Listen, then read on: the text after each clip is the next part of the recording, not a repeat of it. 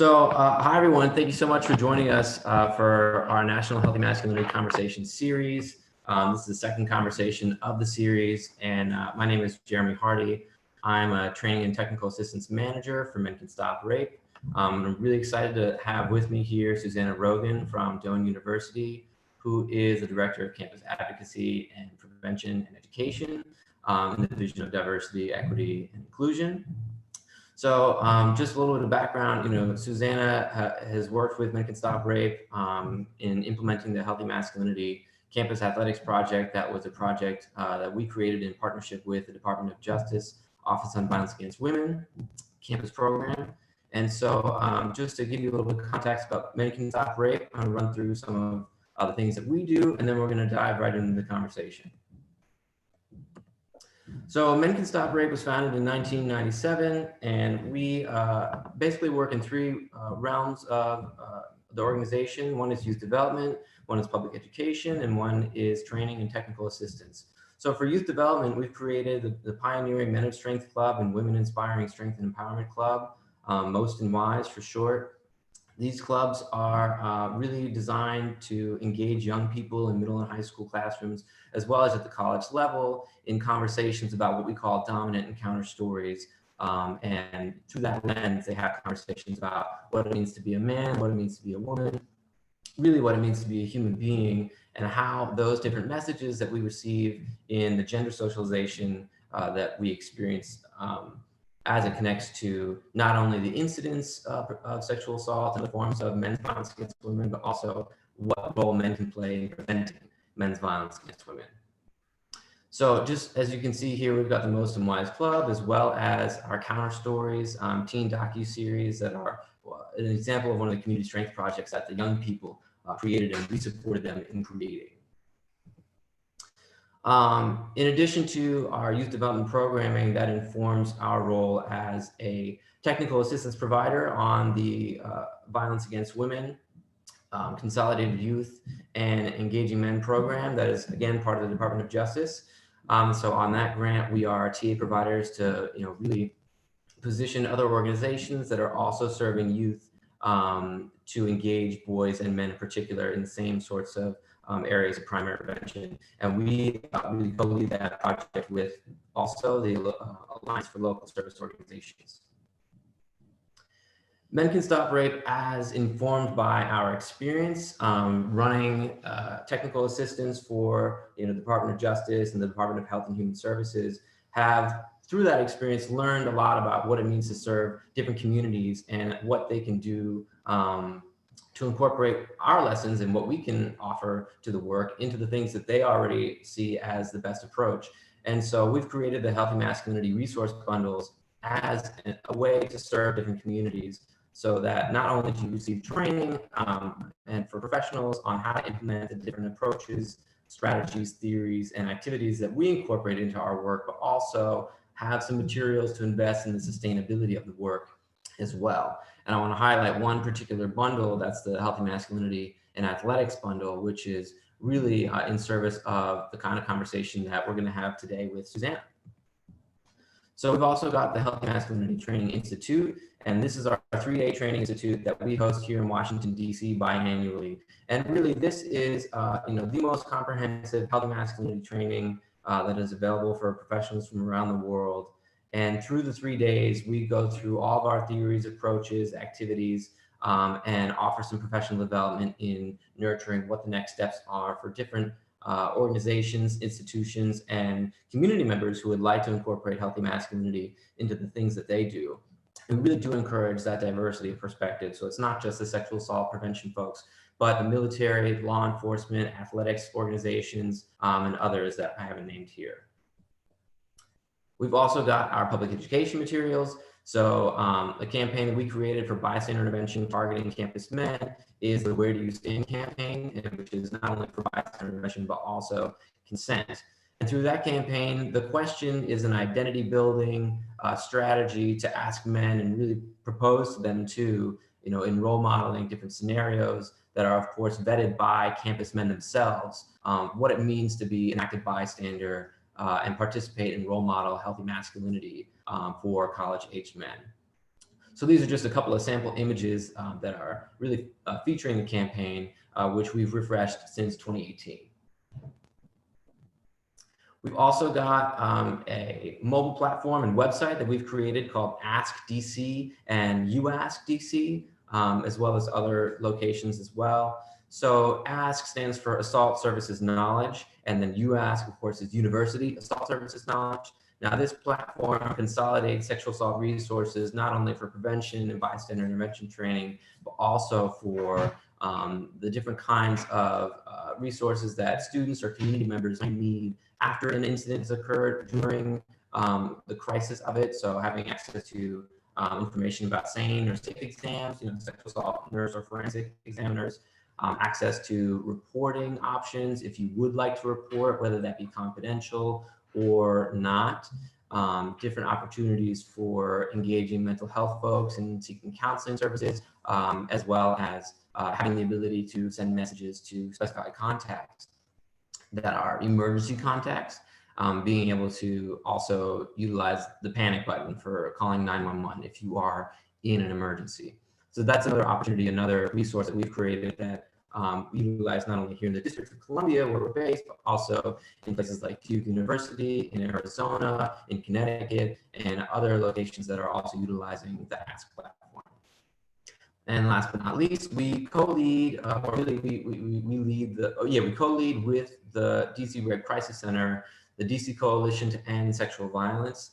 And that is a coalition that we have really helped to create. And through it, we have created the Nameless screening, which is a 40-minute film that highlights the incidents of child sex trafficking that's happening here in the District of Columbia, not only to raise awareness about it, but what resources are available to community members to participate in the prevention of human trafficking and other forms of sex trafficking. And part of that intervention is reshaping social norms such that we as men do not accept that sex trafficking is a normal part of the discourse of human behavior. So I'm going to turn this back over to the video. And let's see.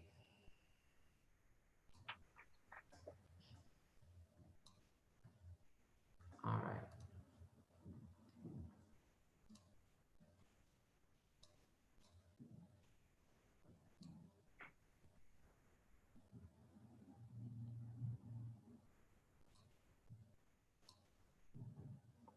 All right, Suzannah.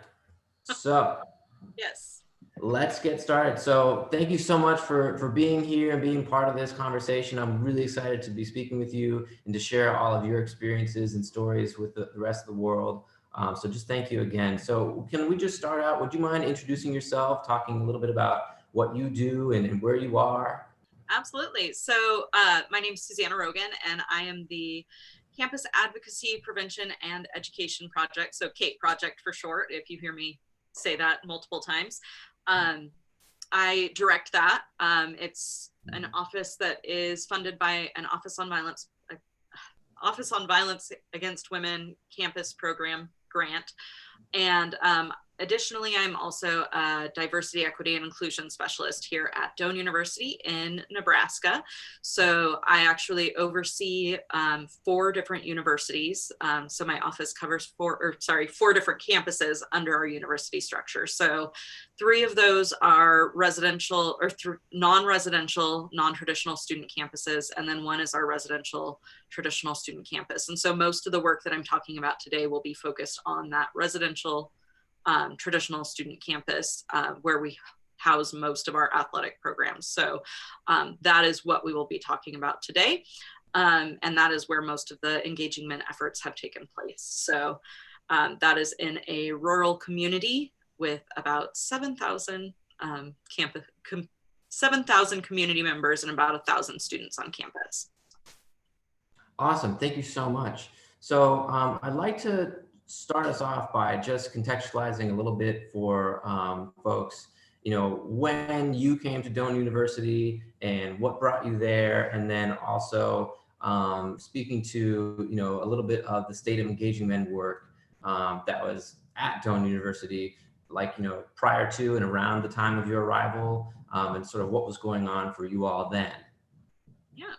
So what brought me to Nebraska? So I actually lived up and down the West Coast and was trying to figure out what I wanted to do with my life when I started volunteering as a violence prevention specialist with Peace Over Violence, and discovered that that was what I wanted to do and what I wanted to focus on. And went back to grad school, studied gender, media, and culture, and focused in on that, on masculinity studies, really looking at the connection of masculinities and violence, specifically looking at how the media constructs masculinity and violence together. So really wanted to do the work of engaging men on college campuses. That was really the focus I wanted to do after grad school. And so one of the things we all know about grants is most people are notified at the same time. So job postings happen pretty much at the same time. So I applied to a lot of the same position at a lot of universities across the country. And one of the things that I really did love about Doane is the challenge of working with those 4 different campuses, as well as the private liberal arts university. That is, I went to Seattle University, which is also a private liberal arts university, a little bit bigger and definitely in a bigger city. But I really loved the campus, and I loved the community structure of our Creek campus specifically. The other challenge that I knew it would give me is really coming into a space and forcing me to figure out how to communicate and meet people where they are.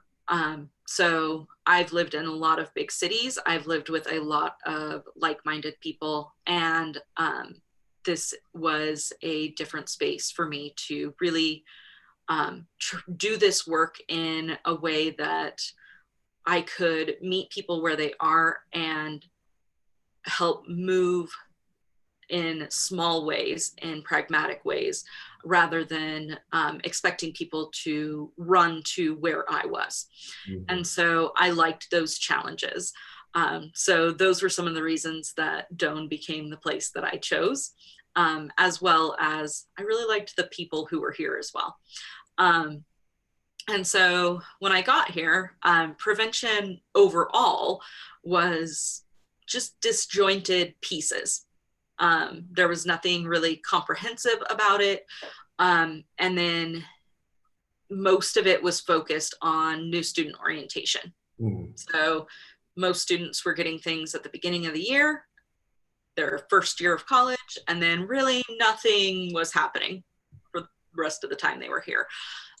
In terms of engaging men, there would be people who would come into athletics, speakers, generally survivors, every so often. And that was about it. And it was required for men and women to go, all the athletes. And it wasn't really a targeted, there was nothing really targeted about engaging men. And the feedback that I got when I first started speaking with men was that they felt that they were being told that they were rapists, or they were being told not to be rapists. There wasn't really a world in which they could be something else. And so that was really important for me to make sure that we were giving them a space where they could be something other than a person who sexually assaults. So. Awesome, thank you. And yeah, I wanted to really highlight too, not only the wisdom that you brought to Doane in wanting to meet people where they are and really acknowledging that everybody's in a different place with the issue, but also how that coalesces with the feedback that you had gotten from campus men, that they felt a little bit targeted as potential rapists or as rapists themselves. And so I want to use that to transition into how the athletics project came about at Doane. Can you speak a little bit about your all's process for applying and getting accepted and the buy-in that you had?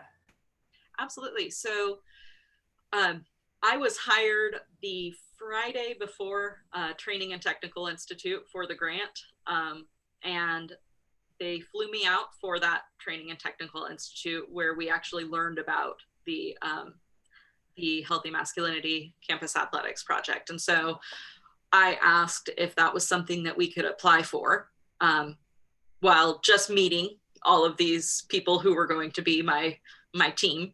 And so I asked if this was something we could apply for, knowing that I had about a month before I would actually be on campus. And so, you know, who would we need to talk to? What can I do in the meantime? How can I help from afar while I'm packing up my things and getting ready to move? And by the time that I got to Nebraska, we had already been accepted. So we have a phenomenal grant writer who actually worked on the application for us. And so she took the pieces that that I wanted, the reasoning that I had for it, and she also spoke with our football coach at the time. He is now our athletics director, our head football coach, and our athletics director at that time, who were both on board from the start.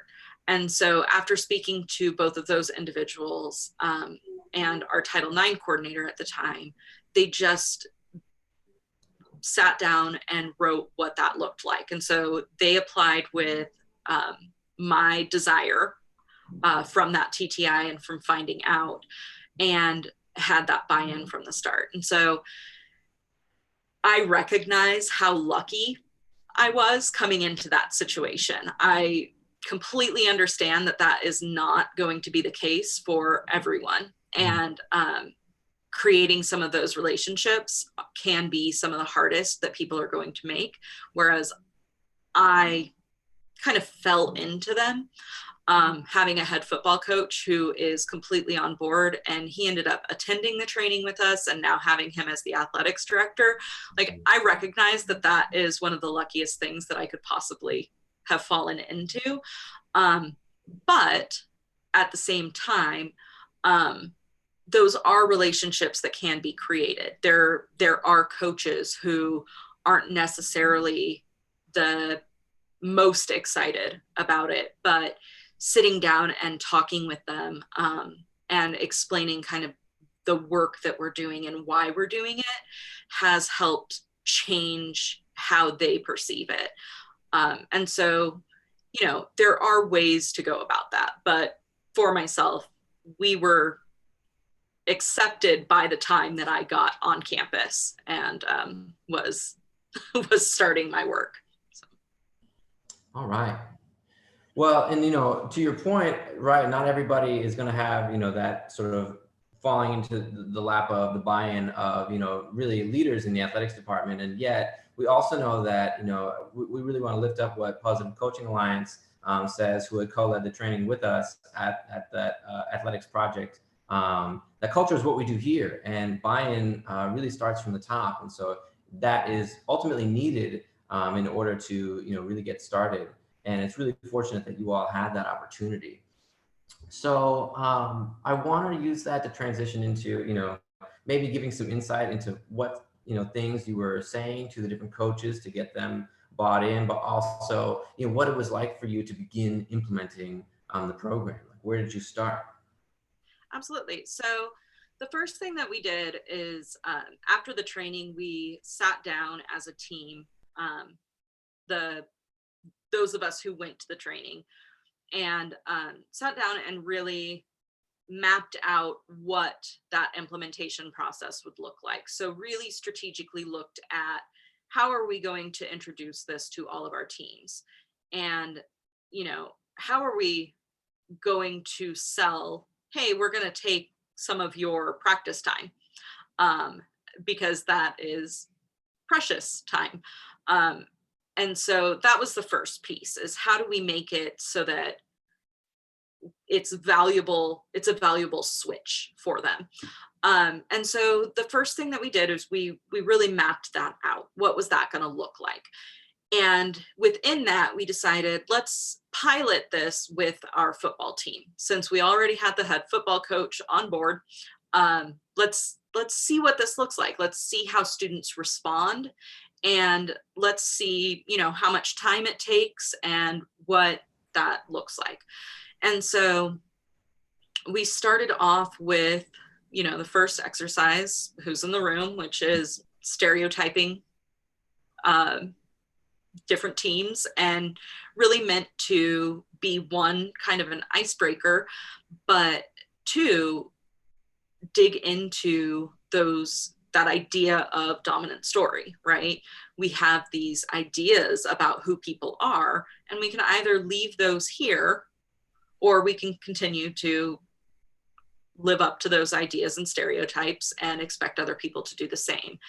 And so we were doing that, and it gave me an opportunity to share with them who I was, and really allow them to understand that who I was didn't fall in line with the stereotypes that they thought I was. So one of the things that I like to tease them with is, you know, they talk about, you know, I'm the CAPE project director. So what does that tell you that I'm here to do? And they'll tell you, oh, you're here to tell us not to rape people and all this stuff, right? And then I'll say like, oh, well, okay, and what if I told you I'm a feminist? And then it like opens up like all these floodgates, and they're like, oh, you hate men. And I'm like, not really.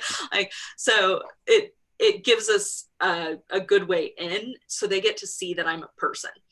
And so that first exercise really gave them an opportunity to understand, oh, we get to have a little fun that's not actually like tied to our practice per se, but we still get to be together as a team and get to do some team building pieces, but we don't have to be on the field when it's like a 90 something degrees outside and humid.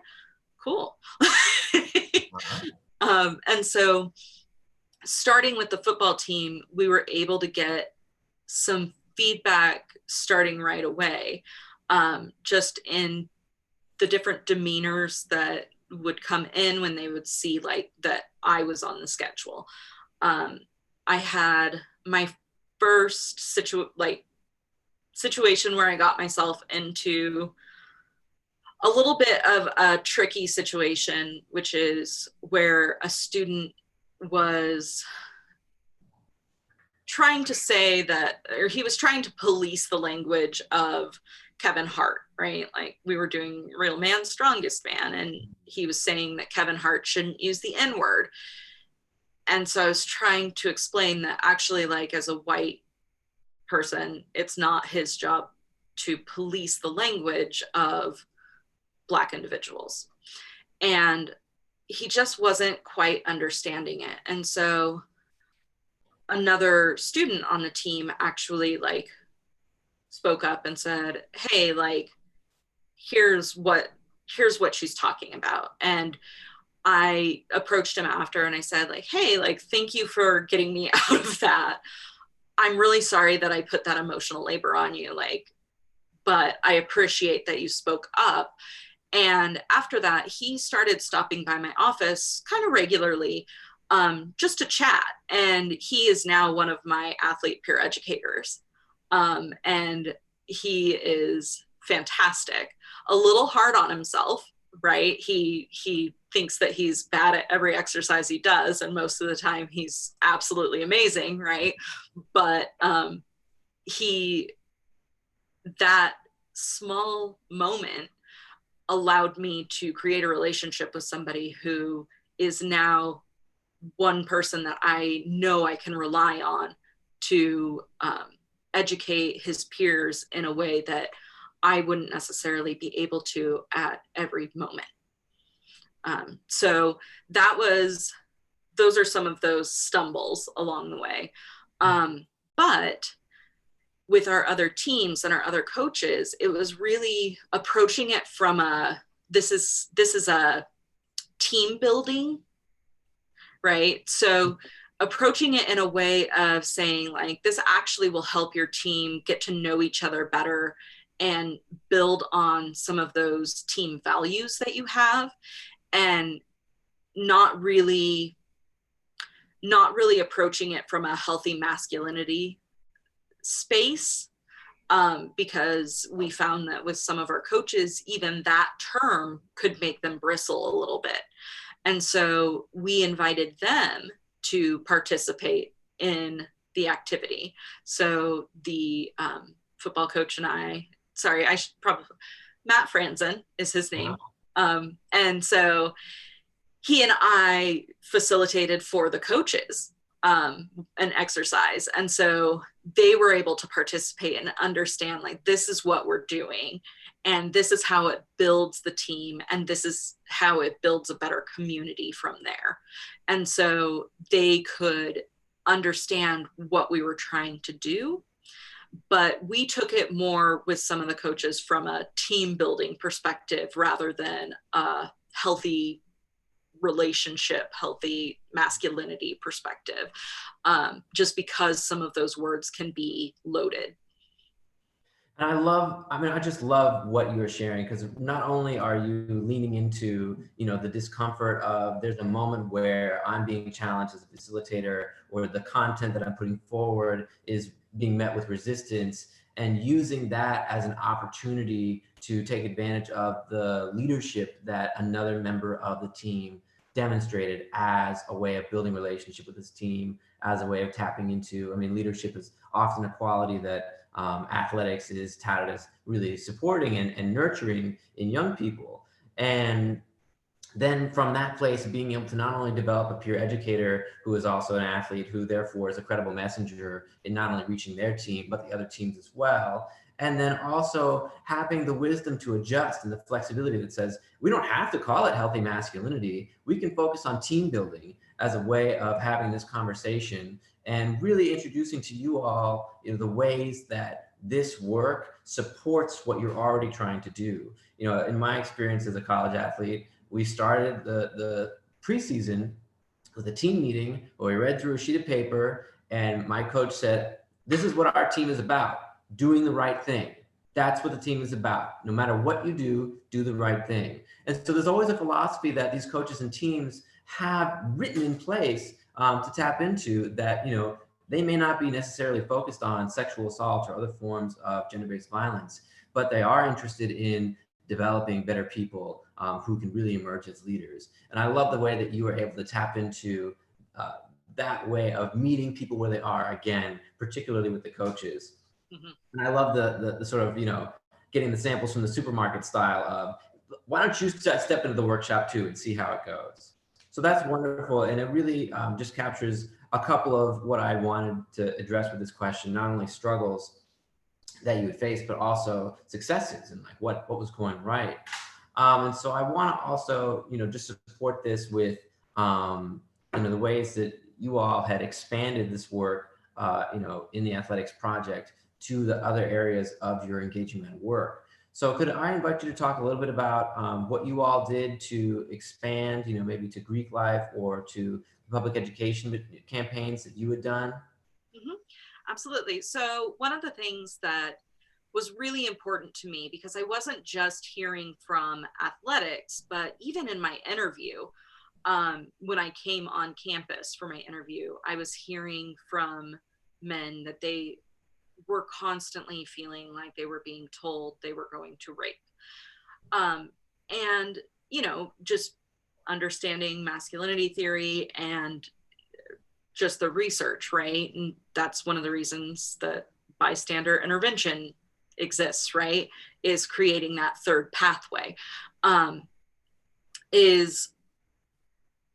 After hearing all of that, I really wanted a way to engage people and engage men specifically and say, like, no, there's a really positive path for you in this office. Mm-hmm. Because I think if you walk into my office, you see a lot of women empowerment in my office, right? And that's very clearly a part of my life, right? And there's a reason for that, right? Because I think that is important. But I needed to also make sure that our students understood that I'm not some man-hating feminist that came into this role to make them feel bad about themselves. And one of the ways that we did that is through a campaign called I Am the 95%. And this was a campaign born out of just discussion of how do we make a positive impact, but in a way that is easy. And when I say easy, I mean not low impact, but easy for the students. They don't have to do anything necessarily. They don't have to be somewhere. They don't have to show up. They just have to exist, right? And it's another way of meeting them where they are, right? They're walking through a hallway, right? And so this came up because we really wanted to show that we are working on highlighting men who do the right thing. And so we came up with, what does that 95% man look like? And so we came up with this idea of, you know, he is someone who leads, he speaks up, he intervenes. And so we took that and we asked people in the community for recommendations. Do you know men in our community who have done these things? And we asked faculty, staff, and coaches. And we got a pretty good list. And with that list, I vetted that through our chief judicial officer and our Title IX coordinator to make sure that there wasn't anything that, you know, I'm not looking for the details. I just want to make sure that I'm not highlighting somebody who has had some problems. So once that went through, luckily nobody on the list had anything on their record that we needed to be concerned about. And so I sent out an email and I said, hey, you've been nominated by this person for these reasons to be a part of this campaign. Here's what this campaign is, and this is what we're going to do with this. And so what we asked the men to do is send us a picture and why they are a part of the 95%. And so we got a variety of responses, and it was, we have about 40 guys who are up around campus now. And really it shows their picture, it shows their name, their year that they're graduating, and their major, what activities they're involved in. And then it has a statement from them as to why they are the 95%. And so this ranges from when they, like a story about when they intervened, to a story about just broader social issues around these topics, and why they think we need to do something about them. My peer educators all have their own individual posters. And so what we do is we put those up around campus, and at the beginning of the year, we make sure to put them up right by the mailboxes. So as students are moving in, they actually go past them. And so there's a wall full of these stories. So as students move in, they actually see this. And that's one of the first things they see as they've gotten their residence hall keys, they're getting their mail key. They see this before they even move into their room. And so we wanted to make sure that that standard is set right from the beginning of the year. And so it does a couple of things for us. It engages men in a very positive way. It's sharing those positive stories, and it's highlighting those men who do the right thing, right? They're leading, they're intervening, they're speaking up. And it also sets the standard for those people who are new to our campus of this is the way we behave. And so by doing both of those things, we're actually helping elevate the culture overall. And so that was the first thing that we were able to do. And so by doing that after launching with the football team, but before we launched with all of the other teams, it actually gave us a little more recognition. And so we were able to get some more buy-in from some of the other teams because they knew who we were. And they also knew, oh, they aren't just here to attack me. Okay, great. With the fraternities and with Greek life, so just for context, we have about 40% athletes and about 30% of our student body are Greek life. So a lot of individuals are involved in this. So we get a good amount of people if we focus on those groups. And so with Greek life, I wanted our fraternities to specifically be involved in the work that they were doing. And so I invited the presidents of each fraternity to nominate 2 individuals to be a part of a panel. And so we took, working with Men Can Stop Rape, we took a program and the exercises therein. And we did those over 10 weeks with these men from each fraternity. And each week we got feedback about what they liked and didn't like about each of the exercises. And from there, we had a final discussion at the end and really talked about, what were the things that were impactful and what were the things that felt like it was too much right away, and what are some things that they felt could have been expanded on, and took that feedback and created something that works for them. And so we just got through our weeks of the Greeks, which is we do a spring rush, and so just got through that. And so we are going to be working on implementing with one of our fraternities that program. And so seeing if we can work out all the bugs, and then implement with the rest, hopefully next fall. But them being able to actually provide that feedback was really important to me because they felt like they got to have a say in making what this was about. And so I wasn't in most of those conversations. It was actually their Greek advisors, or our VP of Diversity, Equity, and Inclusion ran one of them. The director of Greek Life ran one of them. So it was staff, faculty, and administrators who wanted to be a part of it, but normally don't have a ton of time to go facilitate a whole thing, right? And so they got to create relationships with these individuals, but they also got to have a say in what their training is going to look like, which I think is incredibly important when you are working with specific populations that you are not necessarily a part of. And that's wonderful. And I just love the, incorporation of adult learning theory that we promote into the work, and giving the, members of these different chapters an opportunity to, invest themselves in what the content will be, and really play a role in shaping how it looks and how they experience it, and also building into a sort of gradual, process in which they can kind of learn and grow through, what their program is going to look like.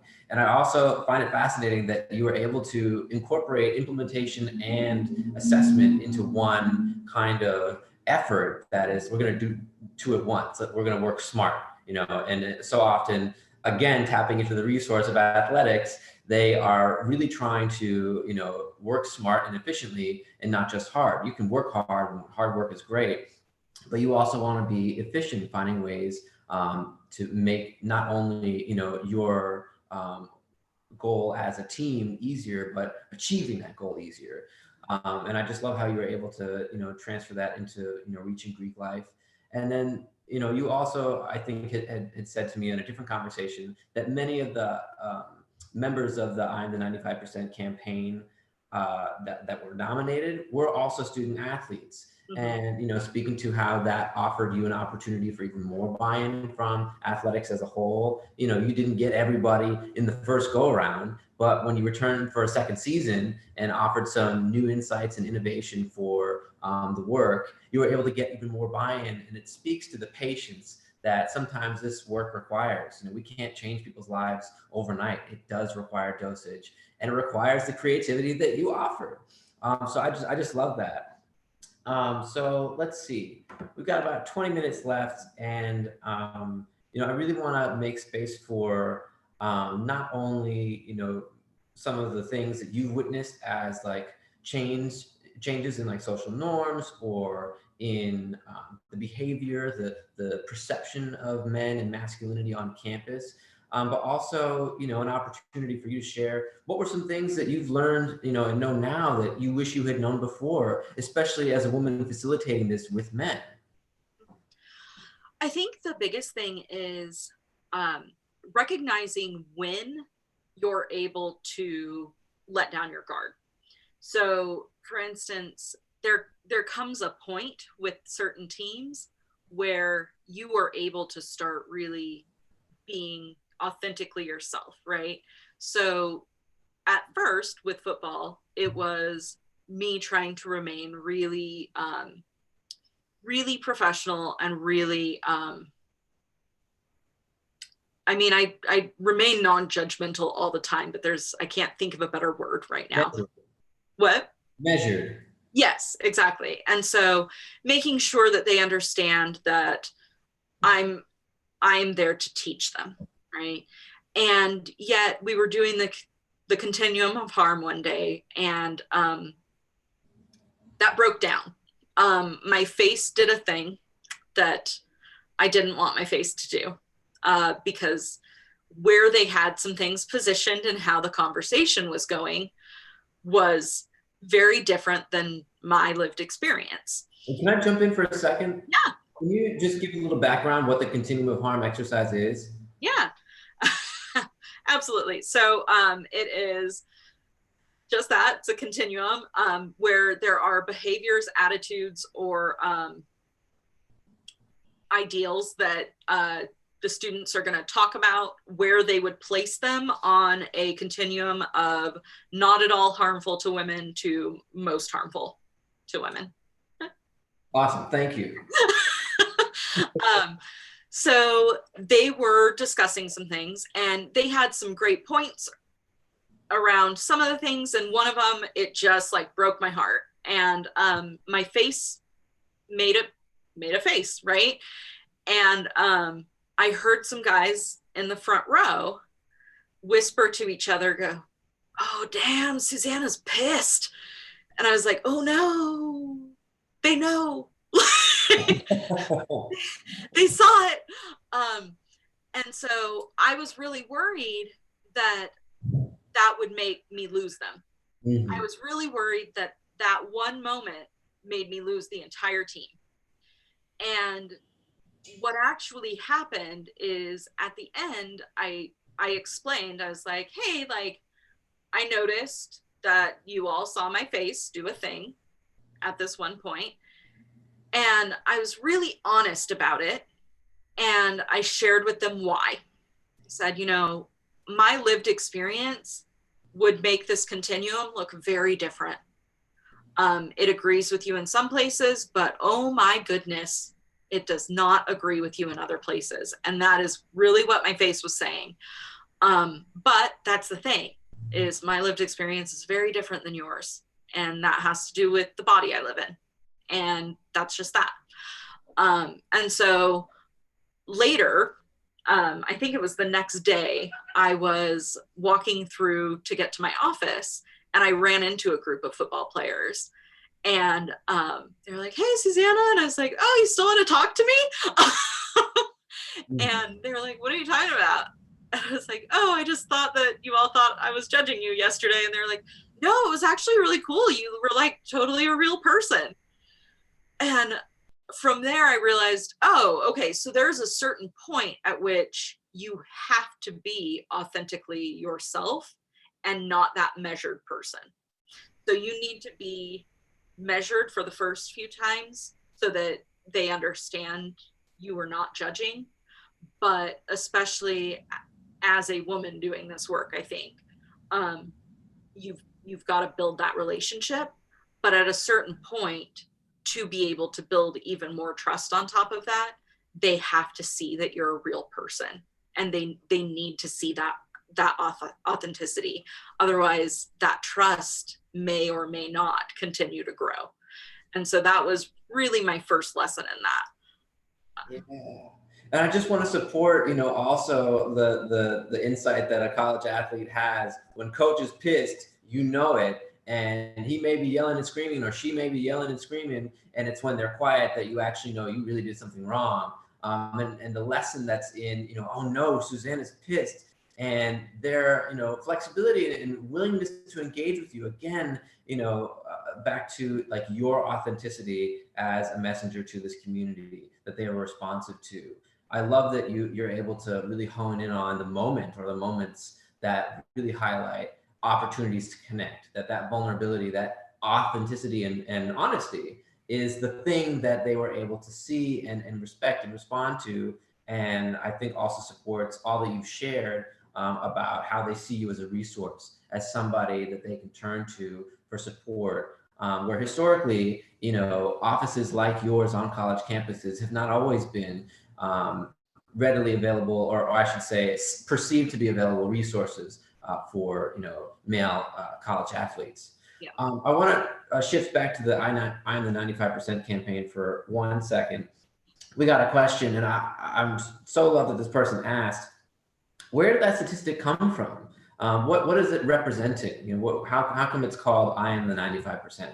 Yeah. So I want to say, like, back in like very long ago, Lysick studies, right? David Lysick. There's the statistic of like 93 to 97% of men don't sexually assault. And so we just boiled that down to the average of 95%. And that is where that came from. And when we look at, I mean, it can be contested, right? Because we can look at what those statistics actually mean, right? Sexually assault is a continuum, right? So it could, as we grow and learn what that actually is, I'm sure that statistic is not accurate, right? But that study has not been replicated again. And so to not have another statistic to base that around is, I didn't want to just make up a number.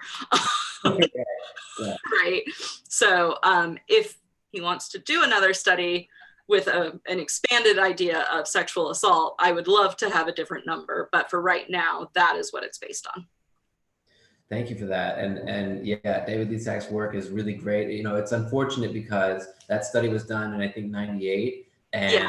It was, much more realistic at the time to ask questions like a campus climate survey does, detailing non-consensual sexual experiences. And, men would fill it out and be like, yeah, I've done that, and would not necessarily read it as rape. And with the, work that this field has done to raise the awareness of the public consciousness about sexual assault and other forms of gender-based violence, now asking those questions as directly is not as effective for those kinds of psychological studies. So to your point, I would be really interested to know how, the different statistics and research that's available can collect that data. And also, for us, it really represents how we think about rape as a men's issue. We know that the vast majority of rapes occur at the hands of men, and yet most men are not violent.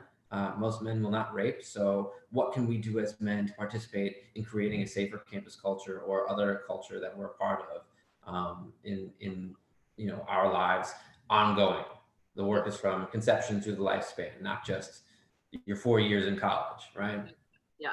And to clarify, if we do have somebody come forward and say, like, actually, like, I've heard things about this person, we do actually take down those posters, because we have had, community advisors come to me and say, I actually had a resident come to me and say that they don't understand why this poster is up of this person, and we will take those down. So we do go with believe women, full stop, and take those posters down, because even just the credibility, we are not investigating people. That is not what this is about. Just your credibility being destroyed is something that is not worthy of being on this campaign. So yeah, and I really just want to also lift up how that insight offers some opportunity to explore what a conversation about redemption looks like, and how athletics could be a resource for a conversation like that, where I'm hearing you say the first stop of seeing maybe that somebody had participated in behavior that we do not want to lift up, is to hold them accountable to it by saying, well, now you can't be listed as and somebody who represents this kind of healthy masculinity. And from that place, where do we go? What are we going to do to continue to engage those folks in a conversation that supports them, and also supports the survivors and those who came forward to share, hey, I know something. Yeah, these are the questions that keep me up at night. Like, quite literally. What is our responsibility as a college campus to not just expel someone to go off to the next school? Because as we know, somebody's not gonna just stop perpetrating, right? They tend to perpetrate multiple times and multiple different types of crime. And so how do we help stop that? Right. So we are almost out of time here, and I want to just make space for one quick question. I just really want to support your creativity as well, and that you had been interested in reaching the theater and arts community with this conversation. And so I just wanted to give you an opportunity to share, 1 or 2 minutes of, where are you with that process? Very beginning stages.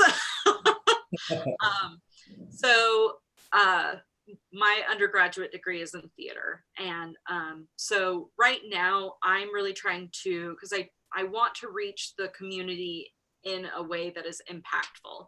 And so right now what I'm trying to do is, as I read through plays, think about, what are the plays that would be impactful to teaching this sort of work? I think, there are a lot of plays that look at, and there are a lot of playwrights that look at power dynamics specifically. And I think that is such a good way in to having some of these discussions, because I think with theater specifically, those power dynamics people have trouble leaving them on the stage sometimes. And that filters into what happens off stage also. And I think so often we forget about the theater community, because on college campuses, we're so focused on athletics and fraternities.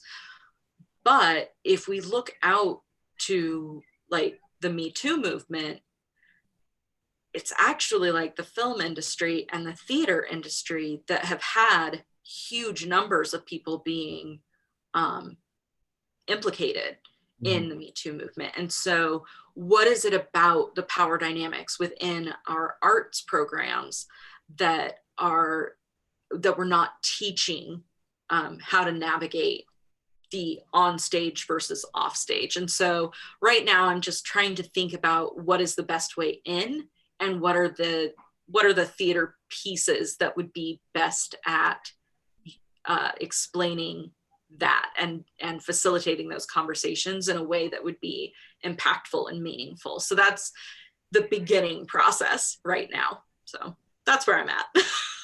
Well, that's wonderful. And I just think it's so creative, and really, it's part of what we're interested in doing as well. Our work in talking about masculinity expands beyond the scope of gender-based violence and beyond the, continually poured into resources of athletics and Greek life, and that there are other groups as well where this conversation would benefit them.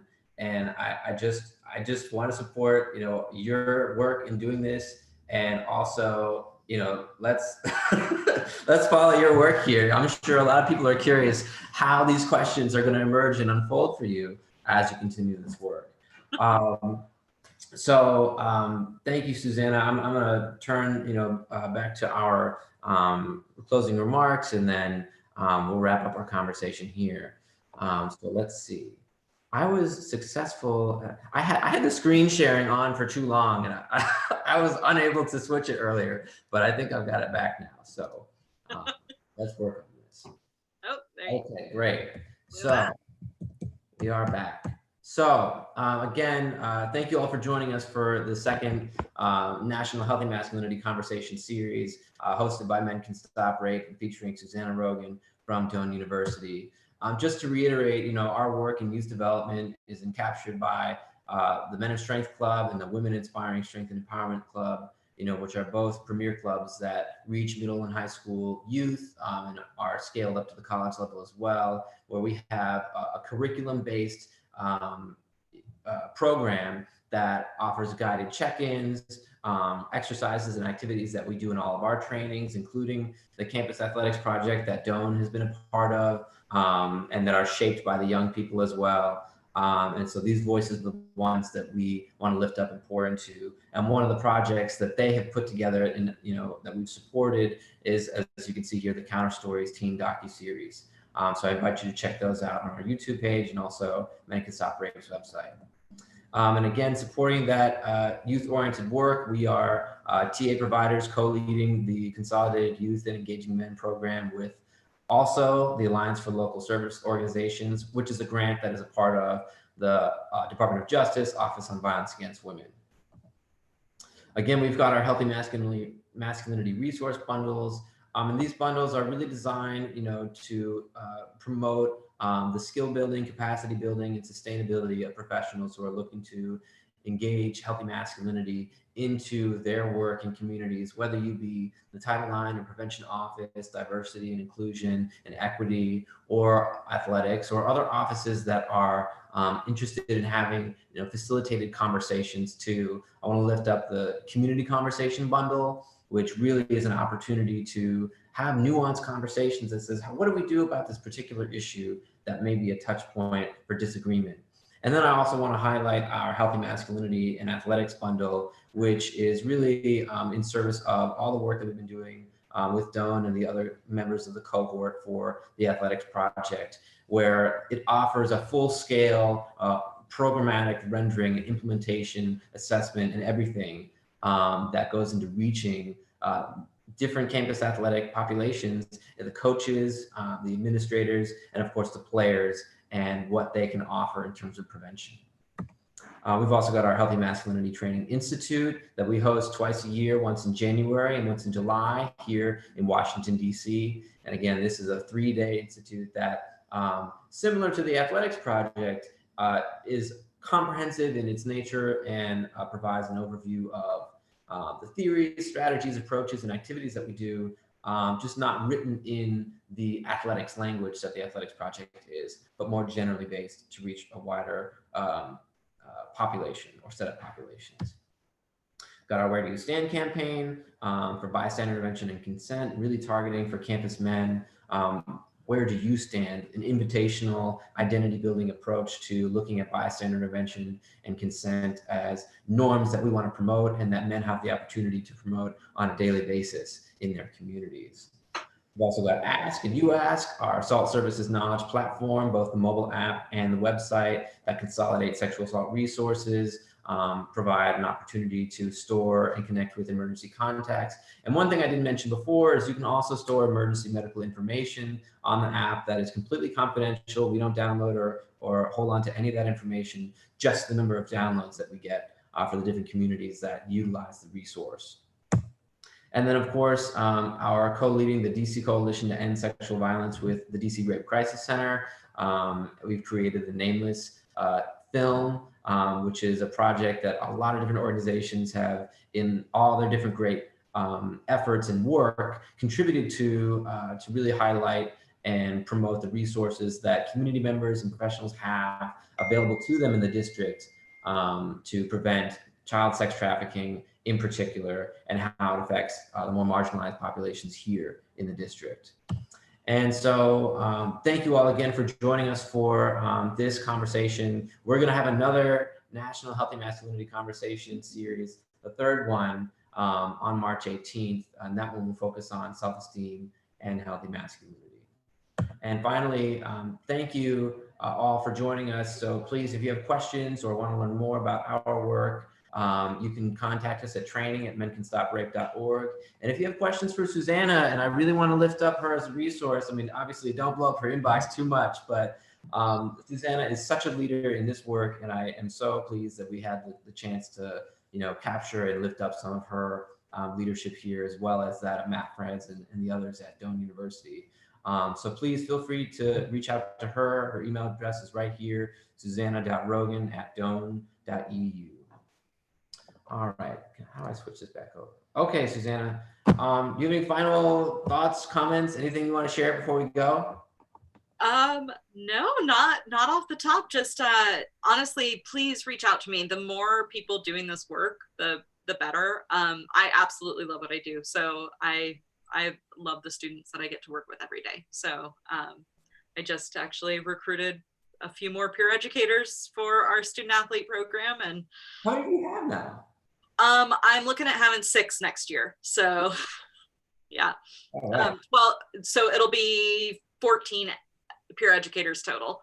So that's a team right there. Yeah, I'm super excited. I'm so happy for you. All right, well, thank you so much again, Suzannah. Good luck to you, and enjoy the rest of your week and your weekend. And I'm sure we'll be in touch soon. All right, have a good one. You too. Bye-bye. Bye.